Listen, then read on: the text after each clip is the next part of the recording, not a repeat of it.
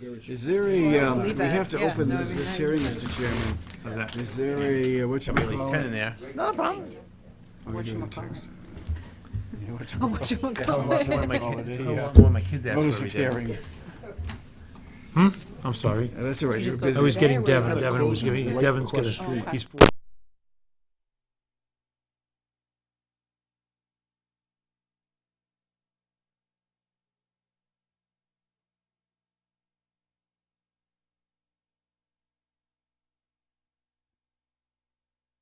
I think everyone's here. Hold it and pass around. Okay, okay.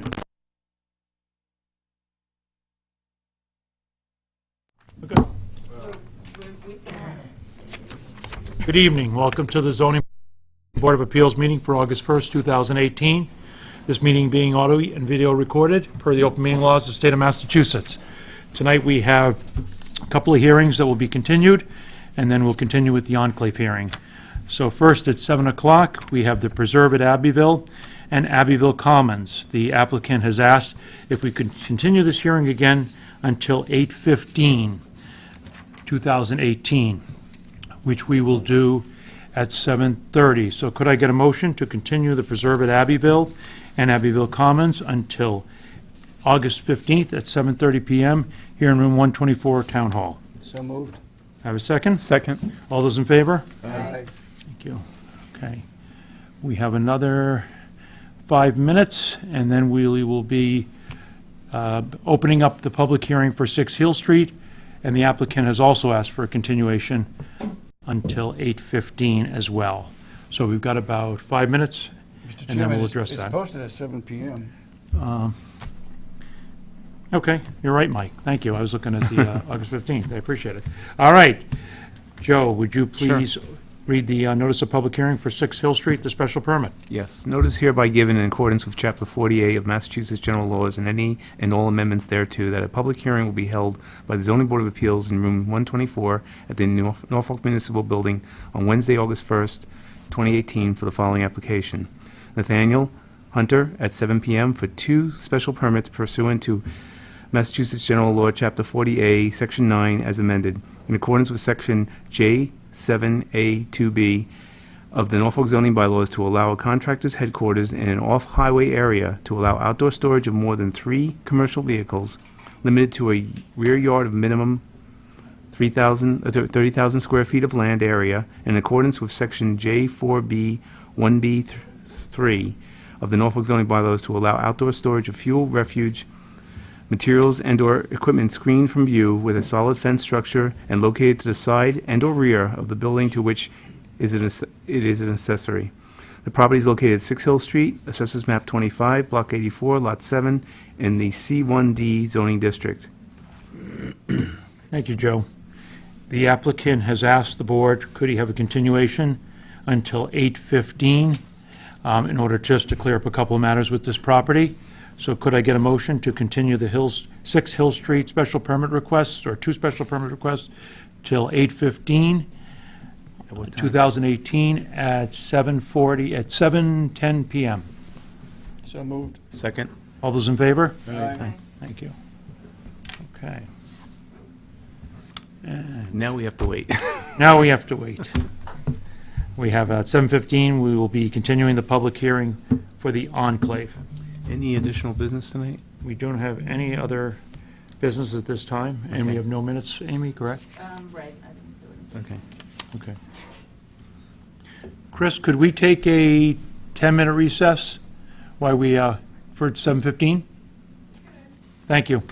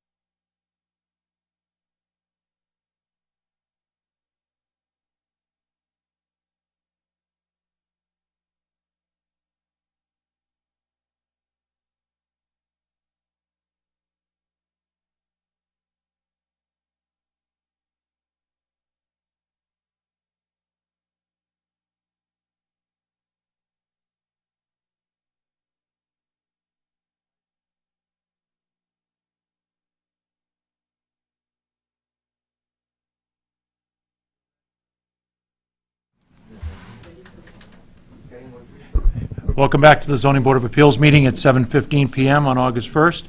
Now we will continue the hearing for the enclave. Mr. De Placido, the floor is yours.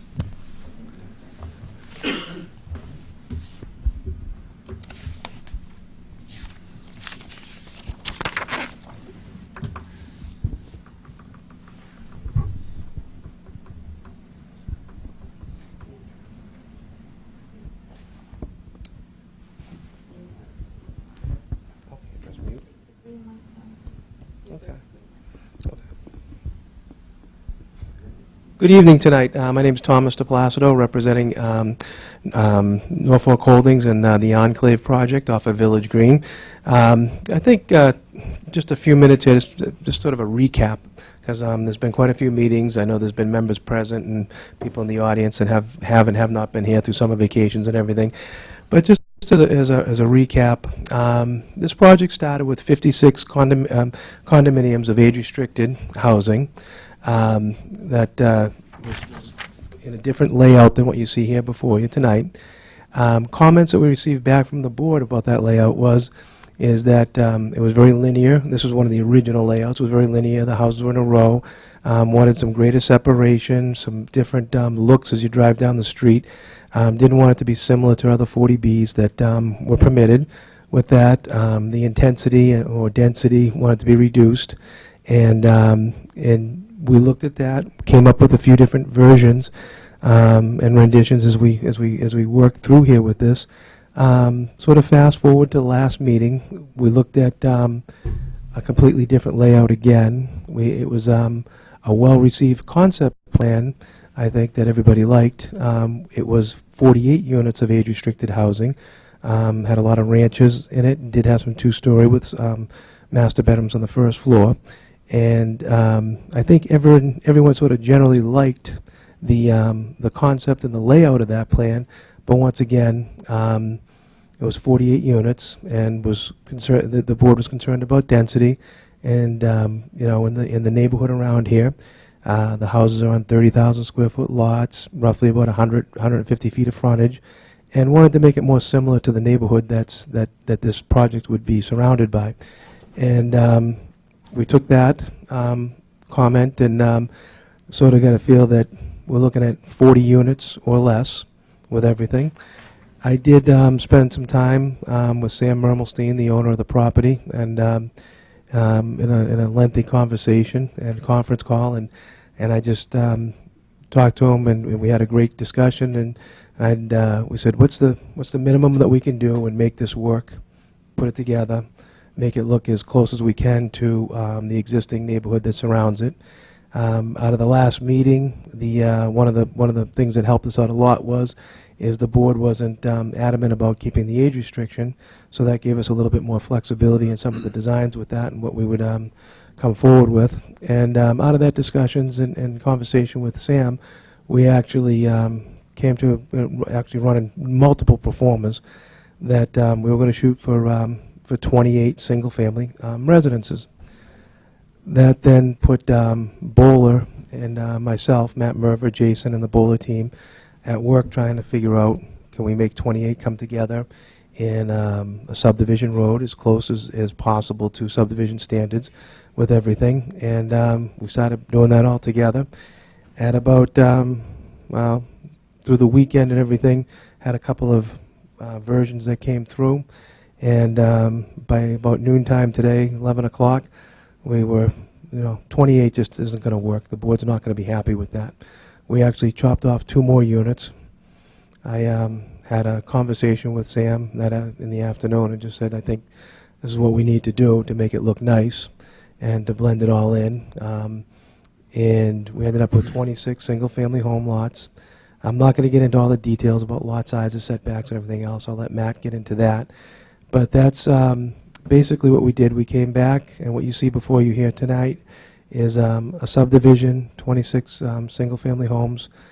The lots range from 15,000 to 30,000 square feet. And the smallest frontage is up in the cul-de-sac. Matt can get into that. But what it ranges up to about 100 feet in frontage is the maximum, and I can't tell you what the exact minimum amount is. This plan was just finalized literally about an hour ago with that, so I haven't had a great chance to go through the details with it. But one of the things we did want to do, and Matt can go over this, is we didn't want the houses all linear going down the road. We wanted them tucked back with driveways. We wanted them twisted different ways. And we wanted a whole different look as you come forward with it. Some of the longer driveways that tuck the houses back to keep green area in the front, and really a large green buffer that surrounds this neighborhood from the other neighborhoods that actually tries to respect the abutters and their homes as well. So with that sort of overview with everything, I'm going to turn it over to Matt for the details, and he can run through the plan with you. Okay, thank you. Thanks, Tom. I know Tom didn't want to share everything, but I think he kind of went through pretty much the plan. But I'll try to provide a little more information if I can. And then I also have an overlay that shows kind of the pencil version of this sketch over the last plan that we had in here, because I think that'll be illustrative of really what's changed here.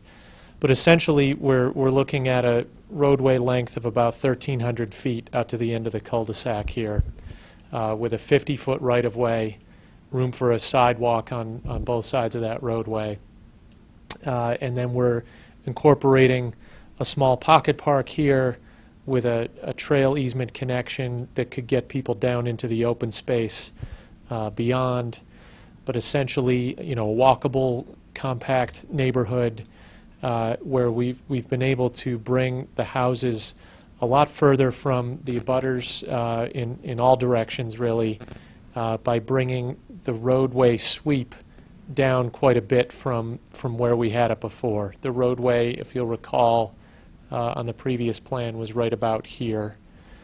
So we've really provided a more generous dimension and tree save area up along that edge while maintaining healthy vegetation line down on the south side as well.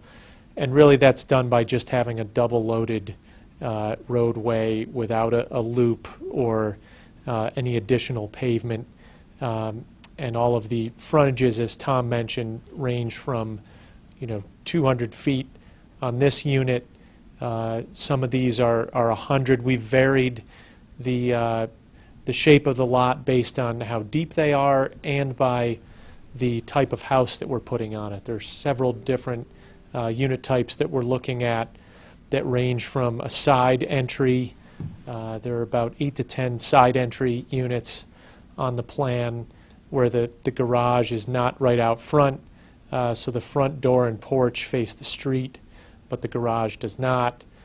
We've tried to create some corner units and some interesting angles, as Tom mentioned, to give some variation along that streetscape and not have it all uptight to the street and creating the impression of density when it's really not a very dense plan. Tom mentioned the lot sizes. Our smallest are right around 15,000 here. And then we have 30,000 square foot lots at the corners and on the back side. Some of those lots are within that conservation area, so they would be restricted on the use, but they would still be privately owned by those homeowners. So our average lot size is probably 20 to 25,000 square feet, all told, for those 26 lots.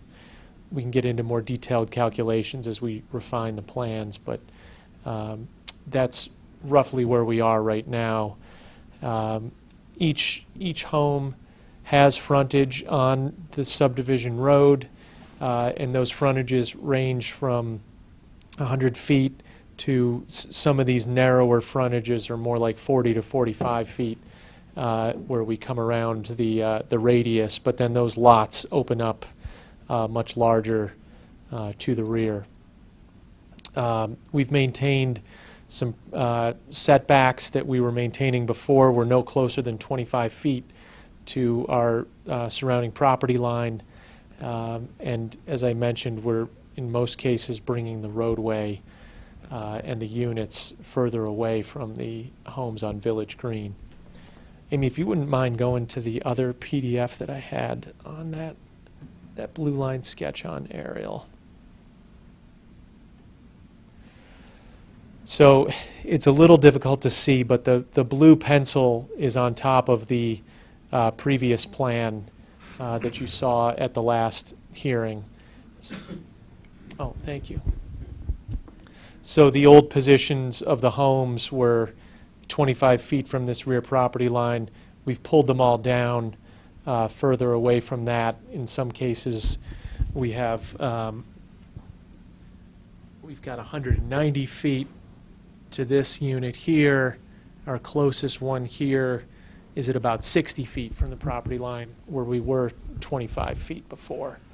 That gives us room to do some grading in here and bring these units down lower and to help us try to balance the cut and fill a little better as well, so that the new plan will be less impactful in a lot of ways. You can also see the clearing line up along this edge has come down quite a bit. Where we were clearing close to the property line here, now this is the new limit of vegetation clearing down here. Again, to be confirmed by grading, but we do feel like we're able to maintain a lot more natural buffer along that entire edge. So again, 26 units and a double loaded subdivision road with a 50-foot right-of-way and some potential for pocket park open space. We're also providing a central mail kiosk as we were before, with a pull-off for the mail truck right in this location, and then a little seating area and gathering space that's carved out of those lots that would be open to the public there. With that, I think we'd be glad to answer any questions you might have on what we've got for our new layout here. Nice. Yes, sir. Separate septic systems, or? Yes, those would have individual private septic systems for each lot. And who owns, what happens to the land down here where this open space? Who ends up owning that land? Yeah. Oh. Yeah, they'd probably have, everyone would have some amount of ownership in that. Got it. Would you mind going back to the other version of the plan? Thank you. Can I ask Chris? Go ahead. So this is still a 40B project? Yes, how many affordables?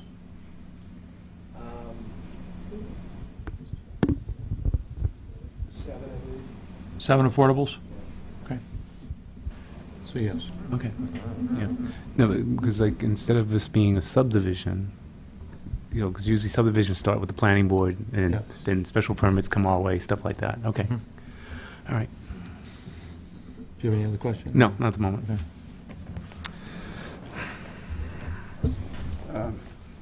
Matt, the side setbacks on the houses on this side of the planet, you're right, are those all right up against the lot lines? Is it all 25 feet? So it's 50 feet between the houses, or is it more than 50? No, it's not more than 50 between these houses. The setback I was referring to was around the perimeter. So these are tighter in here. These houses are 50 feet wide in some cases on a 75-foot wide lot. So house to house, you're going to have about 25 feet between the homes, but not 50 feet between the homes.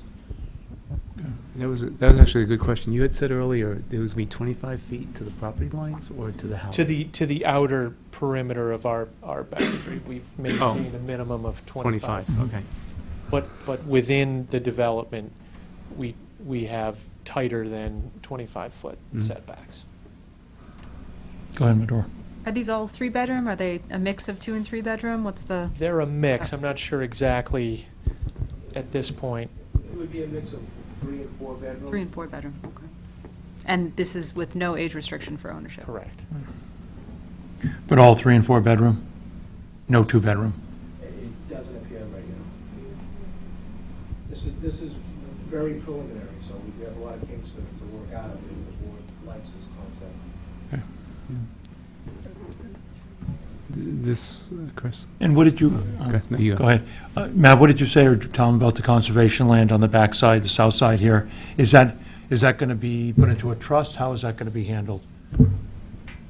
The remaining land that's not part of the lots would actually have a conservation restriction, and then it would actually be put into a homeowners association. Yeah. Okay, so they will still have a homeowners association here? That was my Yes, because, question. we still have to take care of the mail delivery area and some of the common areas and things as well, too, where we have that sitting area. So you'd have to have some type of homeowner maintenance. And the other thing, too, is with lighting and things, I find that what we've done in another subdivision is have the street lights owned by the homeowners association, too, and that works out very well. Okay. Okay. Do you recall what the spacing is at Boyd's Crossing between the units? I don't know off the top of my head what it is. I don't think, it's not as great as 25. It's not as good. No. as the- No, not at all. No. And the main loop is going to be 24 feet, I imagine, the main street going down? That's correct, yep. And the side streets are 18 or? Well, there really are no side They're streets. really driveways? They're just driveways. Okay. They're individual, Okay. privately owned driveways. Okay. Okay. I'm going to open it up to the public for a few minutes, because we're all going to, as we all digest this, if that's all right. I know, anybody have any questions from the public right now? Go ahead, sir, just state your name, grab one of the mics. My name is Frank Zolli. I live You gotta take the mic. It's for the, it's not for us, it's for the audience at home.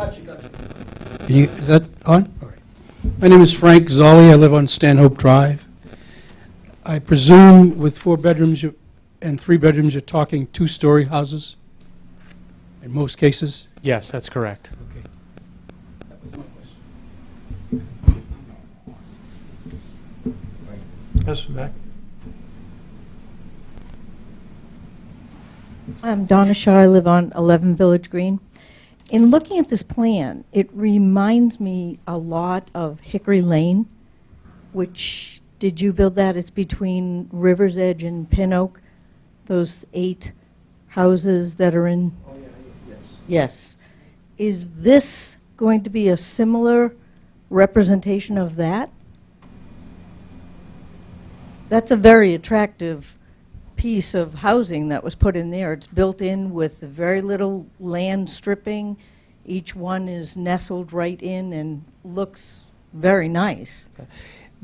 To answer your question, yes, we did do that development, and they are nestled back like that. We had the frontage on the main road, but then we were very creative in how we did the driveways and things. This, the big difference with that is that was age restricted, and there were ranches. These will be 2-bedroom, 3 and 4 bedroom home, 2-story.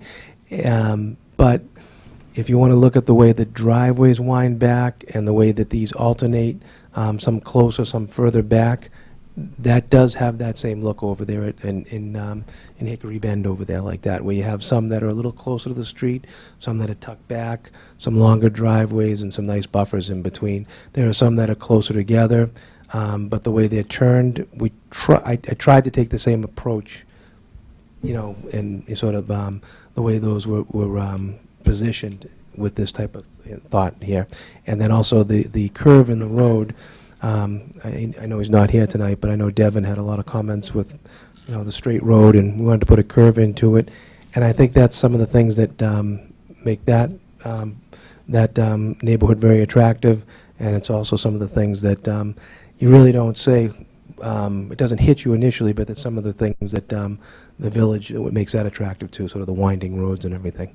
So it incorporates a little bit of all that. One more question. You've done a great job of bringing it down. What do you propose the cost of these houses? What's the marketability on these? What prices are you looking at? I think you'd be looking at, you'd have the affordable homes, which would be probably in the low 200s or something with that. And then I think you'd be looking at, if I had to take a guess, the 3 to 4 bedrooms anywhere from 550 to 650, somewhere in that range. Okay. Tom, what are the ones you have on Holbrook Street? And I shouldn't say Holbrook Street Extension, Holbrook Street off of Cleveland. Yes. Okay, yeah. Okay, I don't know the name of that street yet, what they're calling it. But is this similar to, is this going to be similar to that? To give you an idea, okay, that's Nichols Way, and Nichols that's Way? Nichols Way Nichols. off of Holbrook Street. We use some of the same footprints that are in that neighborhood for what you see in here. Those lots are 100 feet wide in Nichols Way, and they're 20,000 square feet. So if you look at this, yes, we have some lots that are, 75 or 50 feet wide in the cul-de-sac, but size of the lots and spacing between the houses would be somewhat similar. Okay. Okay, and what are those, do you know what the marketability of those are? What are they looking at for those ones? Do you have any idea? what you're- We're sold You've out. actually sold most Yeah, of them, right? they're all sold, and Just a range. Those base price on those range somewhere between $679, and then selling prices with options and things went Okay. up to $750 or so. Okay. Okay. And Chris, Yes, Joe. the difference would be too, that wasn't a 40B project where there would be, required property amounts around each of the houses, Correct. so it's very different. Yeah. It's similar in that the way it's, if you look Yeah, at as the far main as the road style, going down yeah. houses to each side, and that's what I wanted to make the comparison, so people in the public wanted to take a look. That's probably a good example of a subdivision. It doesn't have the 40B flavor, but it, Yes, It's it's actually a similar in a 40B lot with of a respects. subdivision flavor, yes. And what I find too, in projects we've done before in the past, even though you may have, say, 10 or 15-foot setbacks to the property line that give you, what you'd guess 25 feet between houses, because the houses alternate, some are more forward, some more back, it does give you a real feel that there's far more separation between them. And it creates a very, very nice feel as you drive through the subdivision in the neighborhood, because you just don't have all the houses in a row. correct, So, right. so we listened and we tried to bring everything together. Great. The exact positions of some of those may need to vary as we get into more detailed design. When we start talking about the individual septic fields for each of these homes, making sure those get sited in the right places. There may be a little bit of push and pull in the back and forth here to get us the right amount of space for those, but that's more detailed design that we'll get into as we get some direction here. Tom, are you going to try to do a loop water system on this, or how do you think, do you have any thoughts on that yet, how you're going to handle the water on this coming in there,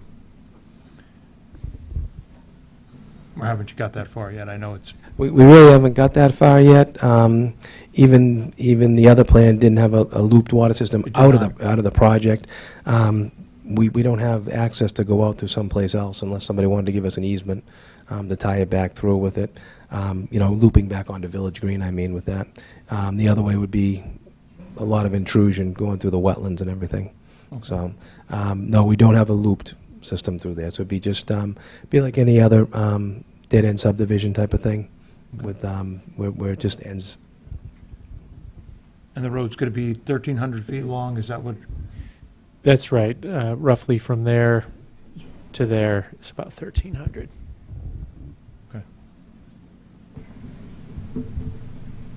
Any other questions from the public yet? Go ahead. Quick question about traffic. So, kind of, thank you. State your name, please. Chris Flaherty, 18 Village Green.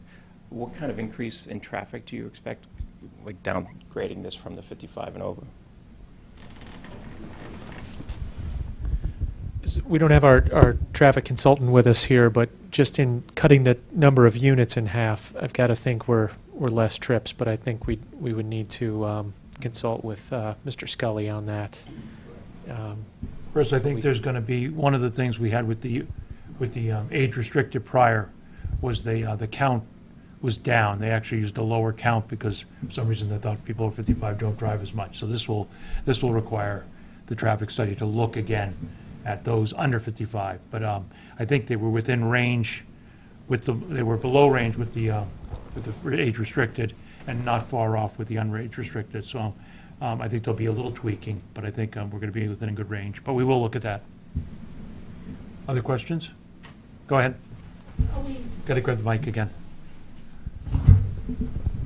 Is there still no possible way to put a wide walking path from the back end of this out to Juniper so that you could reduce it? You could even reduce a school bus because it's walking distance to the elementary school. There's a right-of-way or a wide path from the back end of this property right to Juniper Lane, which opens right to the elementary school, which in turn would lead directly to the train station. This would help reduce the traffic on Village Green, both in terms of bus, mothers transporting because they don't want a kid on the bus or whatever. You could walk to the train if you can get access from the back of this to Juniper Lane. It's a huge asset to those people living in there, walking to the train. There are people who live on Village Green that walk to the train every day. It's a long walk going that way. Up into this neighborhood, through a walking path, right onto Juniper, would be a huge asset to this. Matt, where would that be? Where is she talking about? Do you know? So I think coming through here and crossing the wetland essentially to get down to this area, sort of plan lower left. I've got previous versions of our presentation that show the surrounding neighborhood, but that's a good idea. I think with this being a public way now, there's a potential we could make that connection. It's a Conservation Commission issue as far as getting a crossing here, and that's something we can explore further, but it hasn't been contemplated till now. Did you say there's a path there now? A rough path? Rough path. Okay. For years, the kids Yeah. walked from our neighborhood to the elementary school. Okay. To the woods for years that way. It'd be such an asset to the train people to walk through and just get right there Right. and reduce the cars. Is it through people's yards, or is the path sort of, where is this path? Where does it end up? I know, Juniper. and then Juniper takes you obviously down to Boardman. Boardman takes you right to the old school. Okay. Right to the school. Okay. Because the kids walked from Stanhope Drive through number 43, 44 house lots. Along the border, there's a stone wall, and they followed the stone wall right to Juniper. And that was part of the deal with the landowner. You know, you can cut through my property, but, just stay right on the path. So it was always done for 30 years, it was done that way. I mean, go ahead, Tom. What I would suggest is, I know eventually the board would like to have a site walk out there. Maybe we could invite some of the neighbors and they can show us where that trail is and things, and that would give us the opportunity to look at it a little closer. Yeah, great. And I think it's It's worth I pursuing. think it's a great idea. You see it with a lot of these developments today. They're doing bike paths, walking paths for people, because they do like to take bike rides. They do like to walk. They do like it through the woods. It's obviously much more shadier. It does sort of fit the criteria that we're looking for in a 40B, is to be able to get people to the train station efficiently. It certainly doesn't hurt school kids to the school, but I think most essentially it gets people to the center of town. It doesn't put you on Rockwood Road, which is a dangerous road. Juniper is obviously not as heavily traveled. Boardman I'd be a little concerned with, just because I think you come out by that curve, but I think that could probably be worked out. Because Boardman I think is pretty heavily traveled now, isn't it, as well in the mornings, or? You have a sidewalk on Board. You do have a sidewalk the whole way of Boardman? At that point, To the you junior do. high? Yeah. To the elementary school? Yeah, Good. you do now, yeah. Okay, good. Yeah. And what I heard, Chris, it's interesting, is that this now would be a public way road, which wasn't the discussion before. Right. So that opens the opportunity. Right, but still the path, somebody has to take liability for this. Right, but the Conservation Commission can look at that and see what needs to be done. It might just be a matter of just, building over the proper wetland spots, accordingly. Rich, do you have any, our town planner's with us. Rich, do you have any thoughts on that, or have you had a chance to digest it at all? No, I think it's a fantastic idea. You should probably grab it. Richard McCarthy, town planner. I agree with the residents. I think it would be fantastic to be able to make that connection, and I would certainly work with everybody here to make it happen. I think, as people said, it'll be a great asset for the existing neighborhood as well as potential new neighborhood. And typically speaking, when you do paths, they get a little bit better treatment relative to the permitting issues related to the Conservation Commission. So I would definitely enjoy going on a site walk to figure it out, because the more we can make it more walkable, the better it will be. Thank you. Good. Well, very good. Interesting plan. Interesting plan. But I think it's very nice. Very nice. Any other questions from board members at this time, other than to digest this? Yeah, a couple of quick comments. Big step in the right direction, less density, less number of units. I think that's all very positive. I do like the greater separation between Village Green and the proposed project. I like the roadway system. There's a lot to like about this. The one thing I want to look at a little more closely before you start doing final plans is, the closeness. I got to get my arms around how close these homes are. These are fairly big homes, 3 and 4 bedrooms. They're big homes. I just want to look at that a little bit more closely, how close they are to each other. The So what do you separation. expect the square footage to be of these, roughly?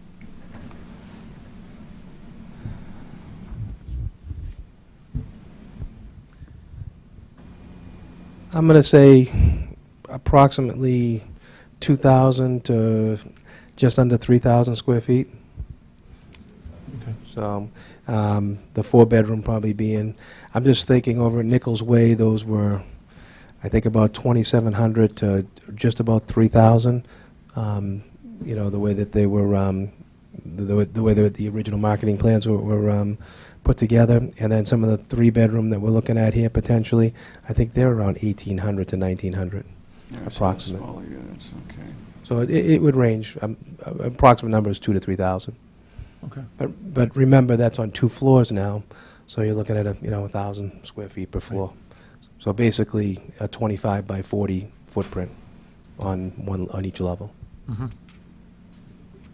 And then the other thing, Mike, to respond to your comment, I understand what you're saying. What we're also trying to do, though, is stagger them so that, as you're looking out the windows in this direction from this house, really the neighbor you're looking at is this one, not so much this one that's off to your back corner. So with the stepping in and out, we're not tied into something rigid right along the street that's a particular prescribed dimension back from the street edge. We've really tried to create kind of an alternating in and out so that your windows aren't looking directly at your neighbors from the sides. And that there's some fine tuning that needs to happen there, but that was the intent of, I can see a couple places where that's not quite true here and, right here, but I think we can massage that a little bit to make that a better condition. And we've got enough property to do septic systems on each one of these? Yeah, we think, roughly Conventional speaking, septic system? yeah, that's the plan. Okay. Board of Health will review that. The Board of Health will review that. Yes, Yeah. they will.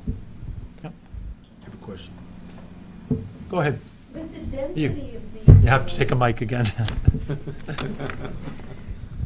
With the Want your neighbors density to hear you at and home, right? the closeness of this, if somebody was to buy one of these houses with their 3 kids and want to put a swimming pool in, what would happen?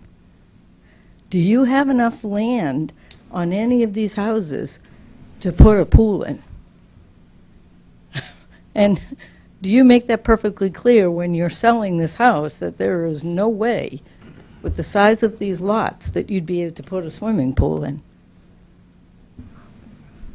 That's a good question. Or a pony? People like ponies and horses in Norfolk. Right. A couple of things. Norfolk actually does have some pool regulations and setbacks to the property lines that are pretty restrictive. Even on Nichols Way over there, that we just did, some of those lots would be difficult to have a pool put in. There are some lots here that could have that option, depending on where the septic system is. You know, every lot here probably would not have a pool in, but a lot of homes too. We build a lot of homes, and not everybody wants pools either. You know, some do, some don't. I'd say it's probably 25 or 30% may want a pool, and they lean towards those lots that that could actually have a pool. One thing that I'm looking at here is when we start talking like separation between houses, like here, Excuse me. there. It caught my eye.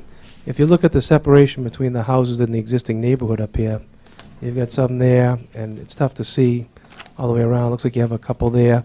But this separation that's there is not much greater than what you see in most of these. Obviously, what Matt, pointed out a couple in here, but the separations, here, there, it's not much different than what you see in the existing neighborhood. Also, with regard to your comment is, and I won't speak, our attorneys aren't here tonight, but because it is still a 40B, and we will be granting waivers, and we will be putting conditions in, these are things we'll be looking at. I mean, we may be putting conditions in that there won't be swimming pools. We won't allow them because of the closeness of the lots, or we'll limit the percentage. Whether we can do it or not, I'll leave that to lawyers, but because obviously this is a 1,300-foot cul-de-sac, we will be granting a waiver there. So there will be waivers granted, so we also do have the right to do some restrictions. So it won't just be, it isn't your typical subdivision. It just has to fall underneath 40B. So during the condition periods and the waiver periods, we'll be looking at all those issues. Okay? Sir. Brad Walker, 16 Village Green. So similar to that point, would somebody be able to knock down all the trees behind my house, basically? Because it's actually a very thin layer of trees behind my house. So would somebody be able to necessarily, if they wanted to have a pool back there, cut down those trees? That way they had a huge backyard at that point? Where are you located? Can you give us a... Sure. I'm right here, and so Okay. I'm talking about all of that right there. Again, I think, and again, this will be for discussion, is part of the 40B process was to obviously preserve what was there existing for the neighborhood. So I think the board will take that into serious consideration. And we will be preventing probably people from losing those screenings. And I think Tommy doesn't want to see it happen either. He worked very hard to try to develop that screening, I think, with folks like you. And I think we want to keep that. I mean, obviously, our intent was to keep this so that it represented Norfolk. I think that was the whole process. And I think this is what, your 5th iteration? Yeah. I mean, we want to preserve the intent of Norfolk and what it looks like today. And I think that's what we've been trying to get to. And I think out of all the renditions I've seen, it's different. It's single-family homes. It's going to put more kids in our schools. So there's going to be some studies with regard to that, to the school-age kids and what happens there. But I think it more represents what the type of houses we have in Norfolk are. And I think that's a step in the right direction for this, especially in this area. Again, this is a residential area. This is not the downtown. This is not on Main Street. This is in a small residential neighborhood. So I think it's a breath of fresh air for It would this. be nice to see more two-family, Um, two-bedroom, Okay. Too bad. so that retired people could not live with all old people, come and live with amongst younger people with kids, but only have to have 2 bedrooms in their house. Did I hear that? There are 2 bedrooms here? No 2-bedroom. No 2 bedrooms here? No. No, She was right. suggesting that Right. it would be nice that there was a couple of 2-bedrooms. Oh, okay. That was her Right, right. comment. And Chris, a question I have, Chris? Sure. Using the example of the gentleman who mentioned his property with the buffer, the properties that are in here and what these people have a right and how much space they have, how is it deeded for that person? Let's say the example lot he brought up. The buffer doesn't belong to him, if I'm correct, right? The homeowner who would take on, let's say, the first lot coming into the property. Right Yeah, here. right. Depending how this is all laid out, right? Because some of the land belongs to conservation, right? Not up here. So this would all be the lot that goes with this home. Okay. And even down here, this would all be the lot that goes with this home, although part of that lot would be restricted by a conservation Okay. easement. So that they're sort of different scenarios on the top side versus the bottom side. Right. But I guess we'll have to look at what we can do to... What we can do, what Right, we right. can't do from a, And the reason I was asking is because the pool question got me going, is that when say that particular owner comes our way, in terms of, let's say he's trying to do something on the property, it's different with our zoning bylaws. Because it's a 40B, the whole other set of guidelines and conditions apply Right, versus exactly. what we can do. We won't be hearing that individuals... there'll be conditions placed on the deeds, Right. I'm sure. right, And there'll be, since these will be each individual lots, I imagine there'll be a number of restrictions on every deed. Can you elaborate on that, Tom? Yeah, there would definitely be some protective easements and things to make sure that certain buffers didn't get cut down with that. That would be in the deeds. One thing I do want to point out, too, is that you don't see it reflective on the overall plan here, though, but there is some plans that we are looking at that have master bedrooms on the first floor. So that's an option for somebody looking to have a bedroom on the first floor and maybe 2 bedrooms upstairs. So it's still open, very preliminary. We're waiting, feedback and putting things together, but it's not out of the question to have some houses with first floor master bedrooms. I have a question. You earlier said that you're going to have at least 2 designs. Do you typically put 2 or 3 different designs in a project like this? Absolutely. So in other words, a smaller house would be on a narrower lot, and a larger house would be on a wider lot, That's correct. and you'll cite them according to overlooks and that sort of thing. So I get a sense of that from looking at it. But, Right, you'll notice there aren't a lot that are exactly the same. We're looking at, right now, 4 or 5 different floor plans that might be part of this neighborhood. Again, very preliminary, but there are 5 different footprints represented on that plan that go That's with quite different extensive, unit 5 types. footprints. So in other words, a buyer would come to you and say, I want lot 3 or whatever, and I'd like to have design number 4, and that's what you would build, or would it be all built? Yeah, something similar to that. If they like a particular lot, there might only be 1 or 2 houses that can go on that lot. If they like a particular home, that home may be only available to be sited on maybe 3 or 4 lots. So they would be limited with that, depending on what type of home style that they'd like. But as Matt said, we're looking at 5 to 6 different plans. Of those plans, they can have different elevations and looks to the front of them. Maybe some has a farmer's porch, maybe some has a side entrance garage or a straight entrance garage. There's a lot of different tweaks and veneers that we can put on the front of a house to make it look different. So if you have 26 homes in here and you have 5 different plans, you can have a really nice variety of homes in the neighborhood to make it look a little different and refreshing. Sue Jacobson, I'm going to put you on the spot because I see you sitting back there. Came in the back, come on. Can you, have you had a chance to look at this, or do you understand, do you have any thoughts on this as our housing, Sue is our housing director in town, so, you've had some Well, I think extensive it's- experience. I think that it's great that, oops, sorry. Yes. I think that it's great that there'll be some smaller homes. Tom said some 1,800 square foot homes, because a portion of these are going to be affordable, and it's really not feasible to put affordable buyers in 3,000 square foot homes for maintenance purposes and electricity, utility bills. So I think that that's a great option, and having different designs allows them to make those homes so that people can continue to stay in them and maintain them and afford them. As a former resident of Village Green, I'd like to say this looks a heck of a lot better. Thank you. Okay. Any other questions? Tom, Consensus- excuse me, Mr. Chairman, will we be getting the electronic versions in the land use office? We've given them to Amy. We have them now, Matt? Yeah. Okay, all right. Can you distribute those to us tomorrow, Amy? Yeah, to the different boards. Has the fire, you haven't passed this by the fire department, anybody yet, right? This is fresh Okay, The ink is still wet on this yeah, PDF. great. just a general consensus from the residents, because again, a lot of this has to do with you folks.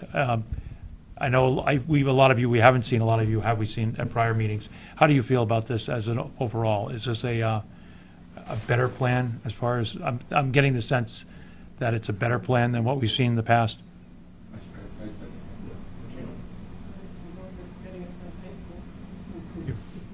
Can you speak up, grab a mic. You've been at every meeting, so we It's want to already hear. been mentioned. I mean, the concern is the school system and, you know. Say again? The school system is a concern, obviously, although I have to say, Yes. this does look better, you know, for the, Yeah. from the perspective of our neighborhood, certainly an improvement. Rich, we have some methods to calculate what the, how that affects the school system, correct? And what it would, how it relates to the school. Well, we have some standardized methods to determine that. If there was interest, Ingrid has already run an outside evaluation of what the projected uptick in attendance is going to be based upon the existing 40B applications. This was, I believe, counted as an age-restricted unit, so that would increase it over what was being forecast. But some outside studies have already been done, some forecasting models by the school committee. Could you maybe get with Ingrid and see if we can update that for our next meeting, so we can look at that as well as we move forward? Yeah, the NASDAQ report that was recently done didn't have this. This was not, 55. right. Okay, Yeah. great, okay. So I think our next step is to get this over to Tetra Tech. We'll be doing the engineering study. Is that how you want to proceed, Tom? I think that, and we've done some traffic already, so it'll be just an increase, an update to the traffic study. I think that would be, well, I guess first, it seems like everybody's in favor of this plan, so with that, I would take it, we really, this is really a sketch plan here. We need to sort of analyze drainage and Right. make sure everything can work, and, you know, look at, like Matt said, you know, how the houses fit, make sure we can put septics on them, probably even get into, you know, more percolation testing and things that have to be done out there, too, before we finalize something and actually waste the time of a consultant. So I think really, you know, Matt and I, you know, we need to figure out what it's going to take to put something together that is worthwhile for a peer review consultant to look at. Okay. What do you think you need for time? 2 months, a month and a half? I don't know, I'm thinking, you know, to get it engineered to the point where Tetra Tech can review it, it's probably not gonna have. So we'd probably be looking, Skinny it up a little bit, probably I mean, we'd probably be looking at mid-September, you know, but, I mean, that would be, that's when you would have your plans completed. So I don't know if it's worth it. I mean, if it takes a month and a half to put the engineering together, we can't expect Tetra Tech to have comments on it in the middle of September. So you're probably looking at the end of September, or beginning of October. Maybe scheduled for the October meeting next would be a, Yeah, I'm leaning towards that. okay. It takes us a month and a half to get something substantial for them to review, and then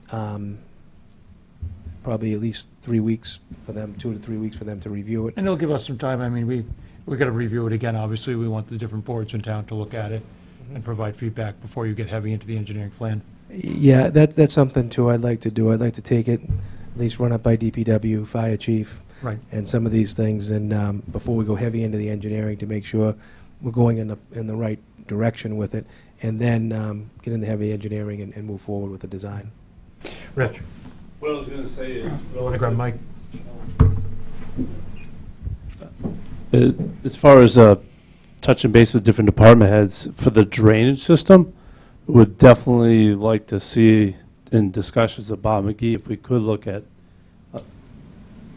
maybe perhaps a country drainage system design for this, since there's consideration to have a public road in this scenario, and I know that Bob likes to see if we could have, you know, the new stormwater management permitting regulations and so forth, the country drainage system, that less structures, less maintenance onto the town. I think we would like to see if we could do something like that here, just as you kind of start going down that road.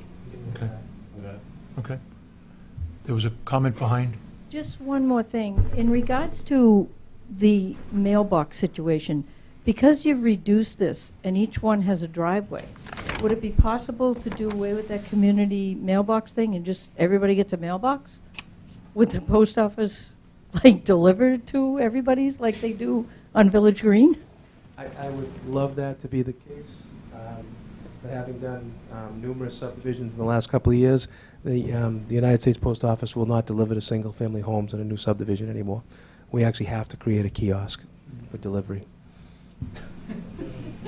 The old days are gone. And The old days are gone. It's true, and You ready for that? there's been all kinds of articles Delivered from the nationwide with this because there's been a lot of developments. Actually, I was involved in one that we didn't have any area to set aside a kiosk and a delivery place for mail. And what do you do when you have 50 or 100 homes and the post office doesn't want to deliver to the houses, and now you got to find a place to set this up that's big enough for people to pull into, to drive into, and everything else. So this was nationwide. So it's yeah, we have to do it.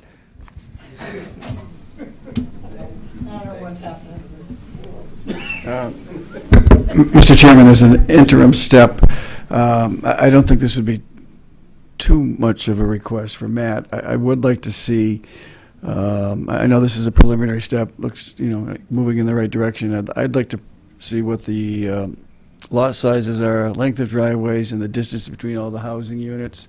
If you can, kind of provide that to us and relatively quickly, that would be very helpful. Yes, we can overlay some dimensions right on this sketch for you Okay. to make Okay. it clear. Send them to Amy and, great. Okay, great. I'd like to have the land use folks take a look at that, the land use office. All right. So at this time, could I get a motion to continue the enclave hearing until October 3rd, 2018 at 7 o'clock? Is it too soon? Or mid-October? Tom, are you comfortable with the 3rd, or would you? We could always. We can always, right. Okay. Very good. At 7 o'clock here at room 124, Town Hall. Do I have a motion? You want to do that, Mike, or make the motion October 3rd? I wasn't listening. Just- What do you Okay. want? A motion to continue the public hearing, The 3rd of October at 7 o'clock. room October 124. 3rd. So moved. Second. All those in favor? Aye. Okay. Thank you, Tom. We will, we'll certainly review this. And thank you, Matt, for your work on this. I know it's been a long time coming. Okay, we have no new business, and one comment I'll make is that we have done some work on Old Town Hall. People might be wondering what's happening down there. A little bit of cleanup on the outside. We're going to be looking to the public for some thoughts in the future on that building, and so expect something in the future on that. It's more of a public service as opposed to a ZBA issue, but it's being handled by your chairman. At this time, can I get a motion to close the ZBA hearing for August 1st at 8:10 p.m.? So moved. Second. All those in favor? Aye. Thank you. Thank you, Chris. Pretty good. Good. See?